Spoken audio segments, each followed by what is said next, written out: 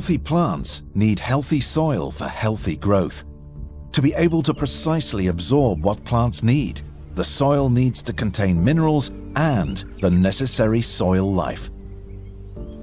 Research shows that the widespread use of synthetic fertilizer leads to soils that no longer have the required biology for healthy plant growth. Fertilizer comes from a time in which there was no understanding of the long-term effects on the soil. For farmers, fertilizer was a miracle. The harvests doubled, and growers were able to provide the required food for a growing population. But now, after years of using synthetic fertilizers, the effects on soil quality are apparent. Increasingly, it is seen that fewer nutritional minerals remain in the soil, resulting in plants that quickly become weak and diseased. They are no longer protected by bacteria and fungi, but instead are attacked by them. As well as this, using fertilizer means that these days, farmers need to plow deeper as the ground becomes quickly compacted. This is a costly business for farmers and is disastrous for the soil. There is a better way. It is not widely known, but the roots of plants are able to develop more easily in an environment rich in old roots. Here you can see the current plowing method, in which the soil is turned to 25 centimeters. This means that the plant really struggles to reach the thousands of passageways that other plants have created with their roots. They often don't even reach through the plow pan, which is caused by plowing the land with heavy machinery. A surface cultivation method can offer a solution to this. This shallow soil processing means that the roots are quickly able to access the passageways left by decomposing roots.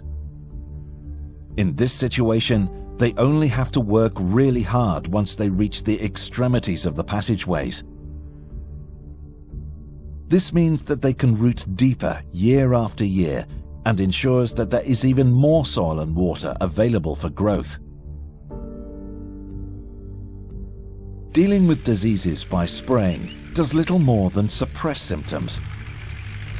A healthy plant is able to keep most plant diseases out. In response to the negative effects of using fertilizers, pesticides are used to save the harvest. The conclusion we can draw is that plants that are only given fertilizer will ultimately always become diseased.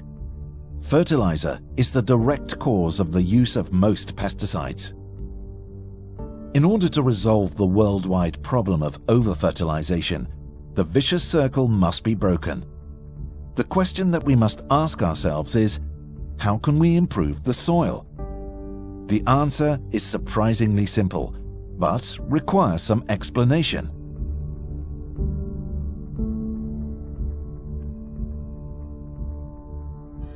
Just like every other organism on the planet, a plant does not function independently. Health and growth depends on a partnership between specialist bacteria and fungi. Plants, fungi, and bacteria form a wonderful system based on trading products. How does it work? Fungi and bacteria supply nutrients from the soil that would otherwise be hard to reach. In exchange for this, plants supply sugars in the form of glucose.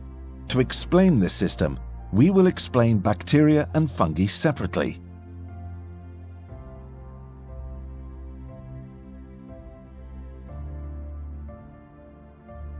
Plants have a problem. Their fine absorption roots have a limited capacity.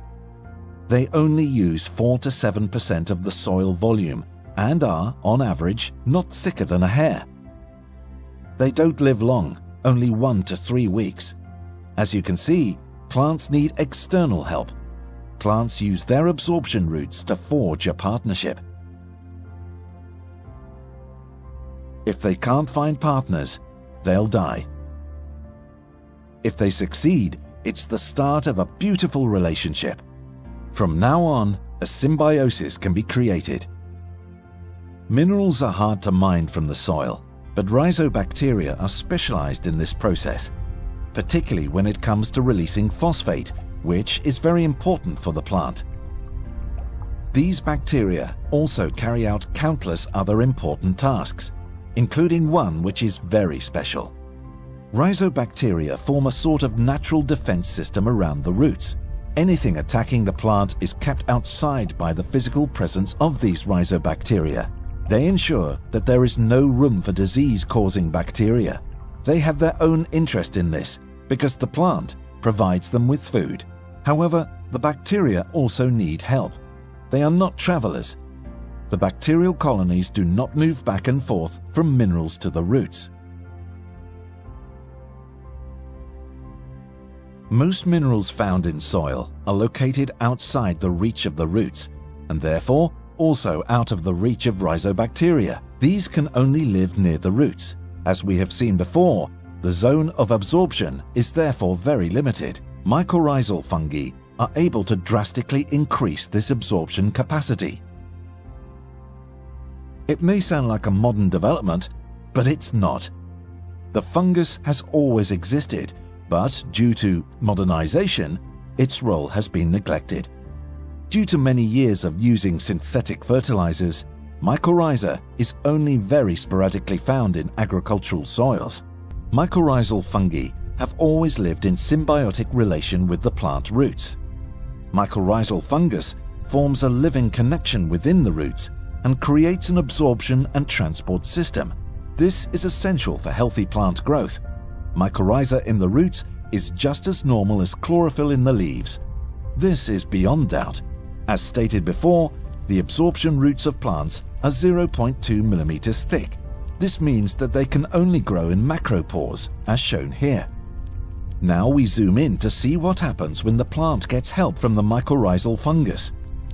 The fungal threads are even thinner than most bacteria. They are only as thick as 3 microns. This means that these thin threads grow easily in the micropores, where the majority of nutrients and water are stored. Without help, a plant would never be able to reach these areas. It's not just the roots, but also the fungal threads that are responsible for the absorption of nutrients and water. The long, thin fungal hyphae that fully takes over the absorption of materials from the roots are able to provide disease resistance. Distantly located minerals that are bound to iron and calcium are now easier to absorb. These fine threads or hyphea can easily be a kilometer long in just 1 teaspoon of soil. Mycorrhizal fungi cause absorption capacity to be 7 times higher in average. This means that growing can be done with less water and that weeds have far less chance to thrive due to competition for space. The benefit to the fungi is the glucose produced by the plants. For the plants, the benefit is a larger absorption zone. This unique and constant interaction between the plant, bacteria and fungi creates a really fantastic symbiosis. The payout that the plant provides to its partners is water, minerals and glucose.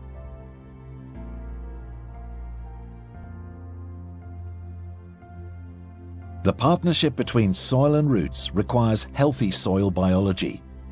Healthy soil contains organic matter from dead leaves, dead roots, and dead animals. This dead organic matter is broken down in nature by soil life to become humus.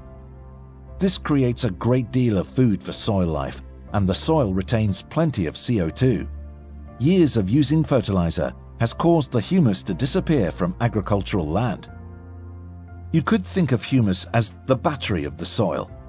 It's where the energy is stored, the energy that the soil life needs to do its work. Without the humus, it is almost impossible to achieve natural soil recovery. It has long been thought that nitrogen fertilizer stimulates the soil life as more bacteria are able to grow. But to maintain their carbon-nitrogen balance, they are compelled to consume more organic material, which then enters the atmosphere as CO2.